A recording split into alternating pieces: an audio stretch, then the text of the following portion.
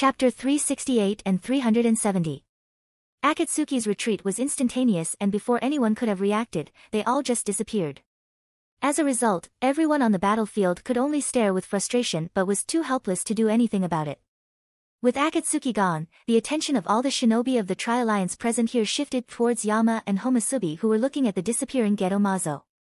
The Akatsuki may have retreated, but everyone here was still on their edges. The leader of Amatsukami and Homasubi are still here, neither do they have any intentions of withdrawing nor do they have any intentions of pursuing after Akatsuki. So, they were worried, as there can only be one reason why those two are still here. Sandame looked at Yama with a thoughtful expression. This raid against Akatsuki was undoubtedly a big defeat for the Tri-Alliance. The blame for this shameful defeat falls on the shoulders of the three Kages. But they cannot keep dwelling on it and have to prepare for the future attacks that may come at them at any time. After all, the three villages have declared open hostility against Akatsuki. And Akatsuki will definitely not just sit back and accept it, they will retaliate to the bitter end. This time Akatsuki might not have had enough time to prepare for this attack, but the next time they will come much stronger than ever. From the results of this time then have learned that Akatsuki is definitely not something that the shinobi villages can deal against. None of the villages has a shinobi strong enough or skilled enough to fight against the leader of Akatsuki as well as that Tobi guy. From what everyone here has told him and from what he has witnessed himself, if the leader of Amatsukami had not personally intervened in this battle, then the concept of shinobi itself would have been completely wiped out along with the three Kage. In such a scenario, the existence of Amatsukami is the key to everything. So long as Amatsukami exists, Akatsuki will remain contained, as there is someone out there to keep them in check. Fight fire with fire, poison with poison, and evil with evil. Therefore, the Hokage has no intentions of making any move against the leader of Yama, for now at least. After all, compared to Akatsuki, Amatsukami is certainly less damaging. All the information he has on Amatsukami points out that the members of Amatsukami do not kill anyone other than their targets. While Akatsuki is completely different in this regard, they kill whoever comes in their way. Although Hiruzen can't exactly figure out the true intentions of Amatsukami, he will have to figure out Amatsukami's true intentions if he wants to manipulate them to constantly keep Akatsuki on the edges. While Hokage was thinking about how to manipulate the Amatsukami, Reikage, who is more brawn and less brain, stepped forward and shouted at Yama, "Now what? Do you still want to fight us? Well, if that's the case, then come at me, I will see what exactly are you capable of." Different from Hokage, Reikage was obviously much more angered. The Akatsuki has retreated, and from what he has been told, Ni Yujito has disappeared along with them. Additionally, he was unable to kill Hirako, so his frustration is over the charts. Listening to Reikage's words, Hiruzen thought, is Reikage being reckless as always, or has he thought something through here? Anyhow, this is still a wonderful opportunity. Now we can have some conversation with all too mysterious Yama, and perhaps I can at least figure out something that can be used. Jiraiya quickly stopped Reikage. "Reikage Dano, please don't be impulsive. The natural energy around Yama is so dense that even me, who has extreme difficulty in sensing it, is able to feel it. Moreover, Homasubi is standing behind him. I have not seen him use Susanoo or those golden flames of his for the entire battle, which is to say that both of them are still too much for us to handle." Toad Fukasaku nodded. Jiraiya boy is absolutely right. I have never seen anyone capable of carrying such an amount of natural energy in their body. Perhaps Shodame Hokage of Konoha was the only one who could have matched him. Shisui on the side has some other thoughts. He knew full well that with his personality Yama would definitely not stay here for so long for no reason. The fact that he is still here means that something is on his mind. While everyone was wondering and making their own conclusions, Yama thought, "Phew, finally the petrification has started to wear off. At least some degree of movement is no longer a problem for me now." And since he can move now, Yama turned towards the Tri-Alliance and said, "Calm down, Reikage, you should be grateful to me. After all, if I hadn't been here to stop Nagato from going overboard, you as well as the rest of your pitiful alliance would have met the same fate as that cat of your village did. In fact, the reason why the octopus was rescued is also me." Reikage was silent. As much as he hates to admit it, Yama was spot on. Hokage took the initiative to speak. "And why exactly did you come here? I don't believe that anyone has offered any bounty to stop the leader of Akatsuki. And you certainly had no reason to intervene. And I don't think I can believe that you were here to help us." Yama chuckled. "True. Objectively speaking, I did not have any reason to save your lives, and truth be told, I did not have any such intentions. The mere reason I came here was to test how much Nagato has grown." Everyone frowned. "What do you mean?" "It's very simple actually. I have been waiting for so long for someone to appear in this shinobi world who could match up to me. Nagato, the bearer of Rinnegan, the eyes of Rakuto Sannin gives me this hope, but he has much to learn and grow to reach where I stand, Yama explained, and continued, you see, it's rather lonely to stand at the peak, and the existence of Nagato gives me the hopes of ending my solitude. What exactly are you trying to imply here? Jiraiya questioned, and what do you mean by ending your solitude? And the way you speak, it's as if you have always been aware of the Rinnegan. Yama chuckled, well of course I have always been aware of the existence of Rinnegan that Nagato bears, why wouldn't I? My entire purpose of coming here today was to push Nagato to his edge and make him realize that he is far from becoming a god as he believes, this will make him pursue strength more than ever. Why do you want to do that? Jiraiya questioned, what are your true intentions? It's too early for all of you to get answers to either of the two questions, Yama said. At this time, Homusubi who has been silent for the entire time spoke, Yama it's time we leave too. Yama nodded, true, I have had enough fun for today. I suppose it's time for me to sleep, then he turned and started to leave. Homusubi was similar and he too turned and started to leave, but suddenly stopped and said, that would be unwise of the two of you, if you do make a move, then do know that the result awaiting you all will be much worse than what Hatake Kakashi went through. I was kind enough to not have killed me, but it does not mean that I would be merciful on those trying to attack Yama. And that's not even considering the fact that you would be declaring open hostility towards Amatsukami too. Akatsuki alone is beyond you all, would you much rather make an enemy out of us too and have both the villages end up being destroyed at once? Hearing Homusubi's words, both Reikage and Jiraiya stopped. Homusubi nodded, that was a good decision. I am a pacifist and I hate violence, therefore, I like to avoid unnecessary battles. But do know that if anyone here were to make a move on Yama, then the result awaiting them would be their worst nightmare. Yama said without turning back, you shouldn't have stopped them Musubi.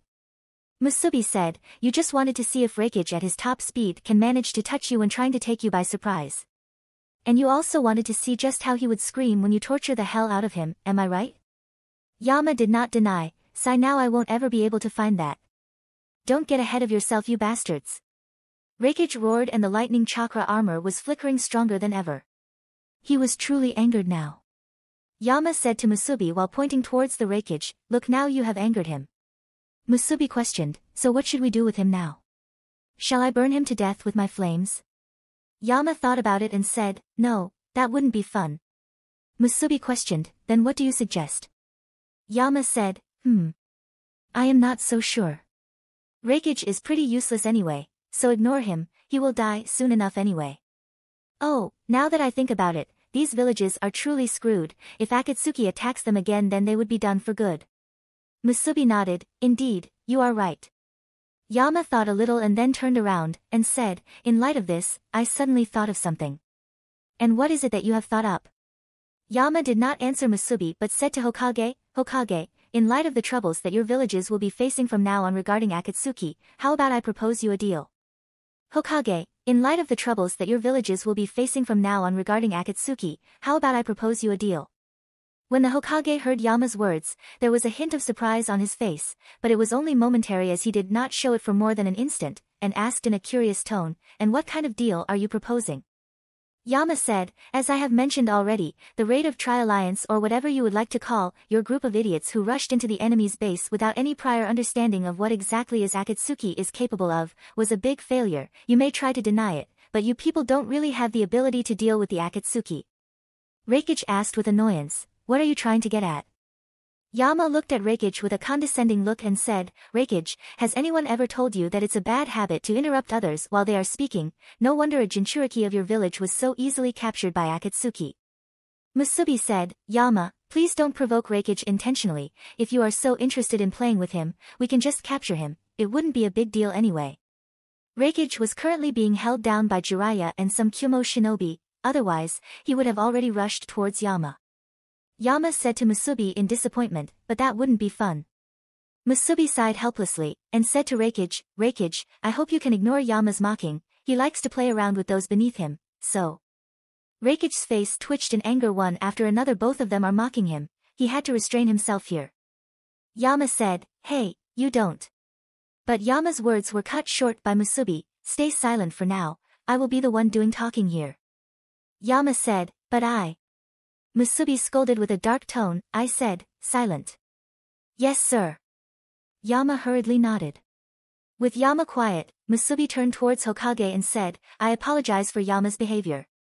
Anyway, as he said, the tri-alliance that the three villages formed was incapable of holding their own against Akatsuki, much less defeating it, and as everyone here already knows, we are somewhat of a part-time mercenary organization, so what we propose is simple. If the villages can afford the price, then Amatsukami would be willing to fight the Akatsuki organization in your stead. When they heard Homusubi's words, suspicion was clearly evident on their faces. Nobody expected that Amatsukami would make such a proposal here.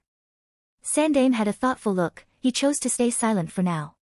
Although he is in much agreement with Homusubi, he still needs time to consider this. Money can be a motivation for manipulation, but it is not strong enough, and as mentioned by Homusubi, Amatsukami is a mercenary organization, although his use of part-time is something doubtful. Anyway, what happens if Akatsuki realizes that they can't defeat Amatsukami and tries to buy Amatsukami with much more money?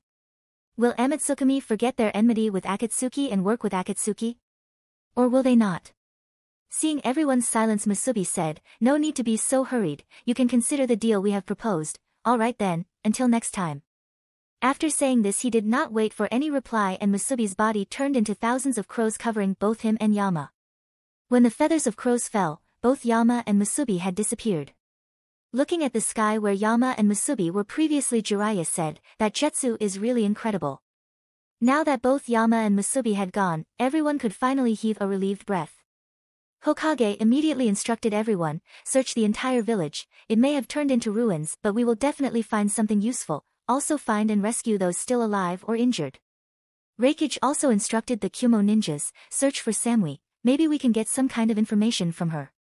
Upon Hokage's and Reikage's orders, everyone immediately dispersed, inspecting and searching through the entire Amage Cure, inspecting everything and collecting all the information that Akatsuki organization may have left, while also searching for the survivors and rescuing the wounded. Jiraiya sighed looking at the now ruined Amage Cure. At this time, Hokage walked next to him. Jiraiya lifted his head and asked, Sensei, what about the others following you? The number of shinobi including the Inoshika-cho patriarch led by Hokage in this raid counted to around 50, but now he can only see around a dozen, including the now injured Inoshika-cho patriarch, left, so Jiraiya can't help but ask. Sarutobi Hiruzen shook his head sadly. Jiraiya was taken aback and asked with a serious expression, how could so many have died? Just who exactly were you fighting against? Anger flashed on his face when he remembered Tobi. Suddenly he coughed. Jiraiya saw his sensei vomiting blood. He anxiously asked, Sensei, are you injured? Don't worry, it's nothing too serious. After a pause, he calmed himself by taking deep breaths, then said, remember the one-eyed spiral masked individual? The one who was acting like an idiot? Jiraiya questioned in a confused tone. Hiruzen nodded, yes, that's him, he calls himself Tobi. After a pause, his tone became gloomier as he said, Tobi has mastered some sort of space-time jutsu that is even superior to that of Naidame-sama's and Minato's Hiraishin no jutsu. He can teleport without the use of any seals, summoning, or markings. Moreover, he can make all the attacks just pass right through him. What? Even superior to Minato? Jiraiya was taken aback. Sandaime nodded and continued, and as if that wasn't enough, he can even use Shodame-sama's Mokutan. Even Mokutan? If previously Jiraiya was shocked, then now he was out of his mind. Mokutan, the very foundation of Konoha, is now being used by someone who is ruthlessly using it to destroy Konoha. It was really hard for him to imagine how someone from Akatsuki could have both of these two jutsu. Just who exactly is he? Jiraiya muttered with a solemn look. However, Hokage had no answer. He shook his head slightly. While fighting with him, I tried to probe his identity several times, but to no avail. He obviously noticed my intentions and deliberately used Uchiha clan's Katan ninjutsu, taijutsu, and shuriken jutsu, probably to intensify our suspicions on the Uchiha clan. Jiraiya nodded. Someone who is known as the Professor, it wasn't hard for Sarutobi Hiruzen to see through the other party's use of Uchiha clan jutsu. But because of Tobi's last attempt to harm Uzumaki Naruto and blame Uchiha Shisui for it to eventually start a civil war within Konoha, Sandaime subconsciously believed that he was not an Uchiha. Therefore, he eliminated the possibility of Tobi being an Uchiha. Jiraiya thought and said, perhaps he is from the Senju clan. Sandaime nodded and said, could be. There is also a possibility that he is someone who was transplanted with Shodame-sama's cells, and survived. But aren't those experiments suspended for a long while now? Moreover, all of them died. After a pause here, Jiraiya said, how can someone successfully transplant Shodame-sama's cells and awaken Mokuton when everyone in Konoha failed? Halfway through Jiraiya stopped, because he remembered Hirako and Orochimaru and Shino. Hirako and Orochimaru and Shino are part of Akatsuki.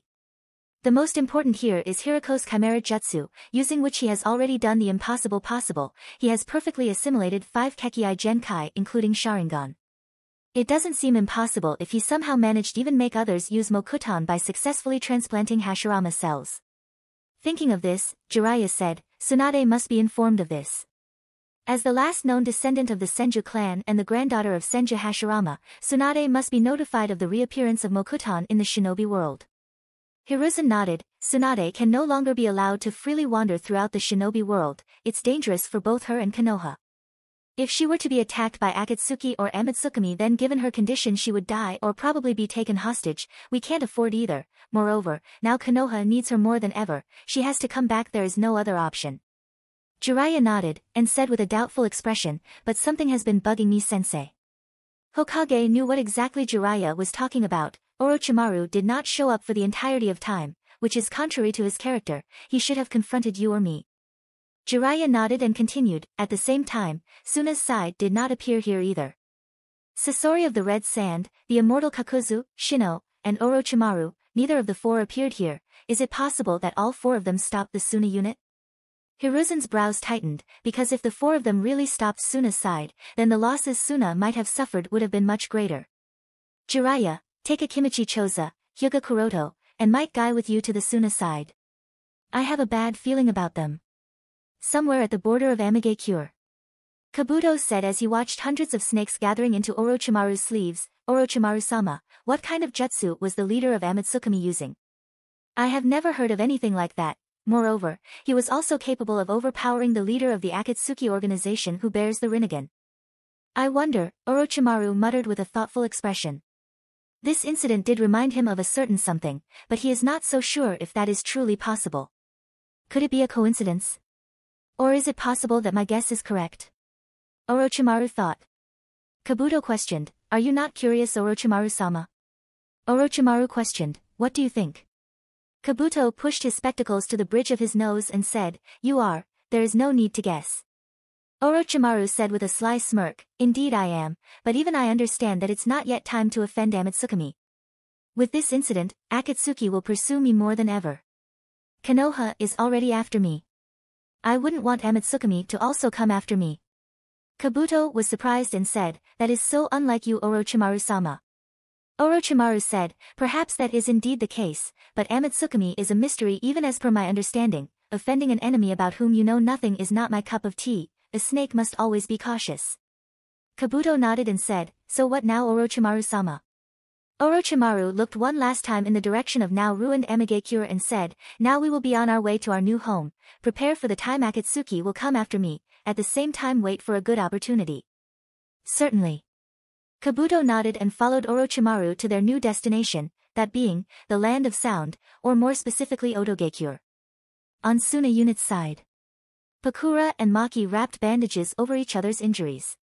At this time Maki suddenly asked, what now, sensei? What should we do? Should we check out the situation of Kazekage-sama or should we unite go towards Amigakure from where that golden light came? Pakura had a thoughtful look, different from Maki. She knows exactly what that golden light means. It means that Kuroto-sama must have fought against the leader of Akatsuki. What is the outcome? Pakura then put her hand over her chest and thought, the cursed tag implanted inside my heart by Kuroto-sama has not disintegrated. It means that Kuroto-sama is still alive, so either the leader of Akatsuki is dead, or perhaps the battle resulted in no conclusion. Anyhow, I must meet up with the others and learn what exactly happened. Maki looked at Pakura's thoughtful look and asked, Sensei, what's wrong?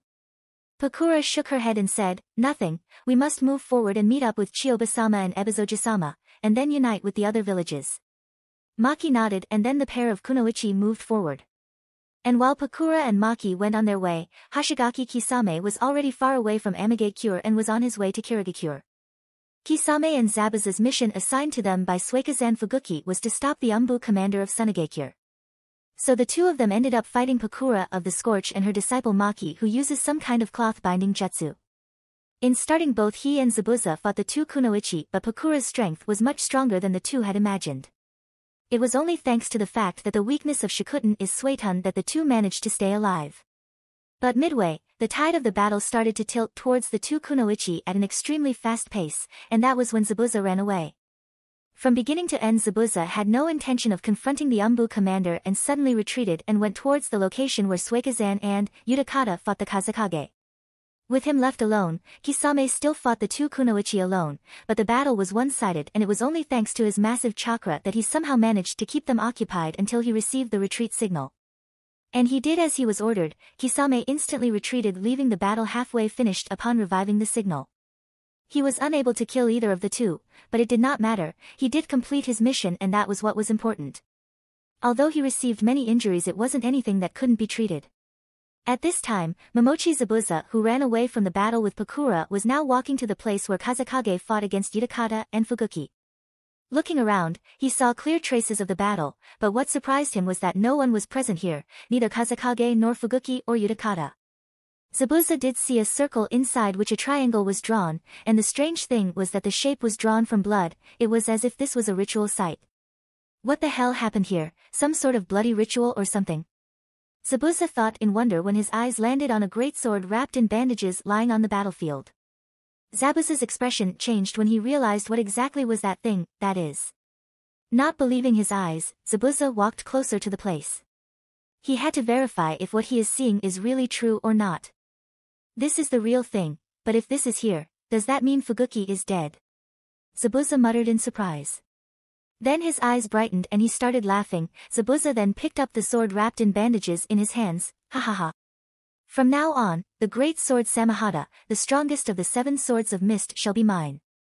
Using this very sword, I shall become the next Mizukage, Godei Mizukage Momochi Zabuza-sama, the one to rule the land of water.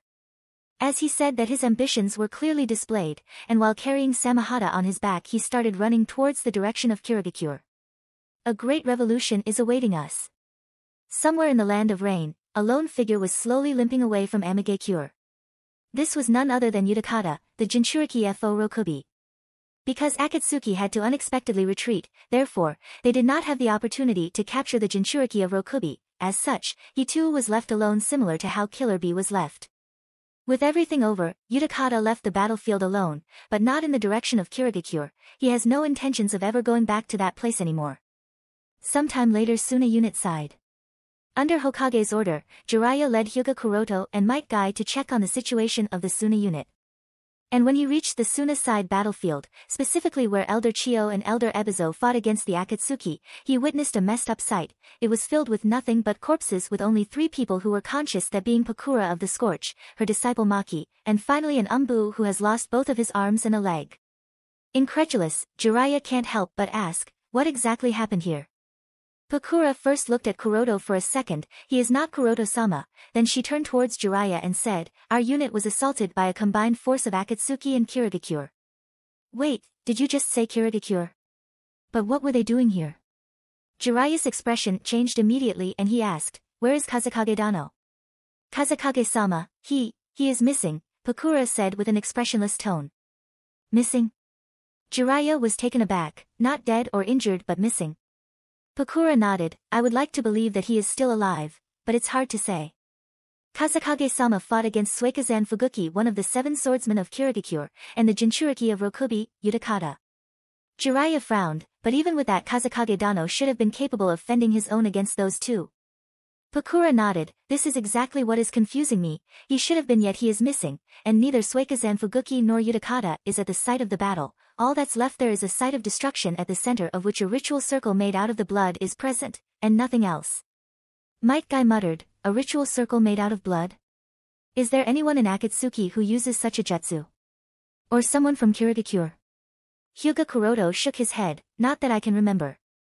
Since Hyuga Kuroto here is actually Sandame Kazekage puppet, therefore, he is not aware of anyone with such jutsu. Had it been the real Hyuga Kuroto, he would have figured out who exactly this person is. Jiraiya questioned, and what about the others? Elder Chiyo and Elder Ebizo.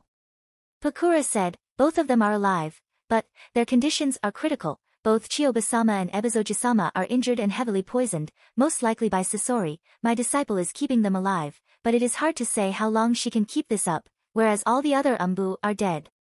No wonder Suna unit could not come to Amage Cure, fighting against 4 Kyumo shinobi as well as Sasori, and Kakuzu as well as some unknown Akatsuki member. This is messed up.